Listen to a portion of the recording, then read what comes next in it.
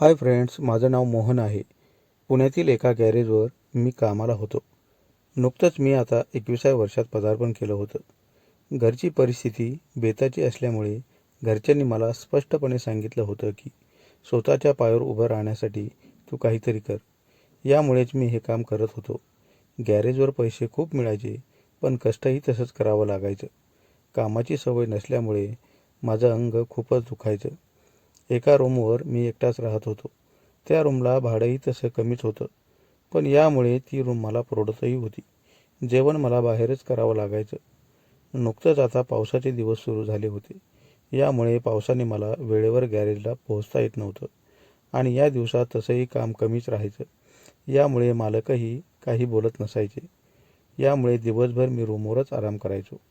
दिवसभर पाऊस पडत असल्यामुळे अगदी शांत झोप लागायची. संध्याकाळची वेळ व्हायला लागली होती. पाऊसही बंद झाला होता आणि घरात लाईटही नव्हती. यामुळे मी थोडी खिडकी उघडली आणि सहज डोकावून पाहिलं तर शेजारच्या काकूची आणि माझी नजरेला नजर झाली. सुरुवातीला मला त्याचं काहीही वाटलं नाही, पण ती सारखं माझ्याकडे पाहून स्मितहास्य करत होती. यामुळे माझ्याही मनात वेगळी भावना येऊ लागली होती.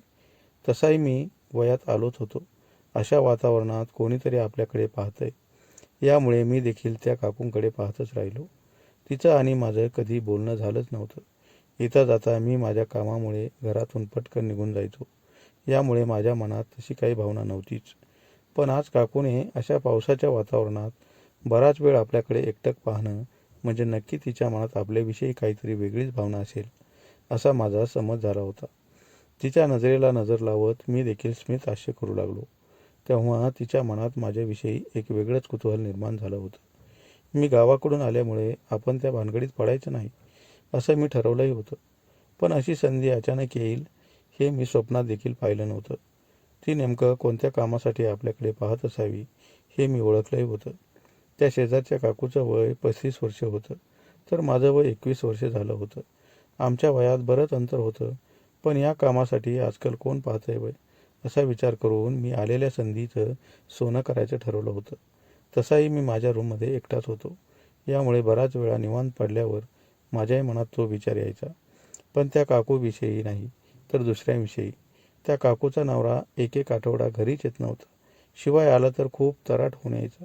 यामुळे काकूच्या अनेक इच्छा तिच्या नवऱ्यापासून पूर्ण होतच नव्हत्या. यामुळे तिने माझ्यासारख्या तरुणाला हेरलं होतं.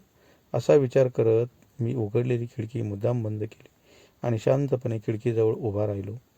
पण थोड्या वेळाने काकू तर थेट खिडकीजवळ आल्या आणि खिडकी वाजवू लागल्या. त्या त्या अंधारामध्ये मी पुन्हा खिडकी लावली आणि काकूने मला थेट दरवाजा उघडायचा इशारा केला. माझं मन आता खूप हर्षून गेलं होतं. वरून पडणारा पाऊस आणि असा थंडगार वातावरणात निदान काकूपासून तरी आपल्याला थोडी ऊब मिळेल, असा विचार करून मी पटकन दरवाजा उघडला आणि काकूला आतमध्ये घेतलं. यावेळी आपल्याला कोणीतरी पाहिलं असेल किंवा नसेल असा कोणताच विचार मनात आला नाही. ती आत आल्यावर आतून कडी लावली आणि ती माझ्या चटईवर येऊन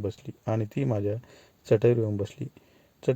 चटई रुतेल म्हणून मी माझ्याकडच्या 2 गोधड्या त्या चटईवर टाकल्या आणि तिला त्यावर बसायला सांगितलं.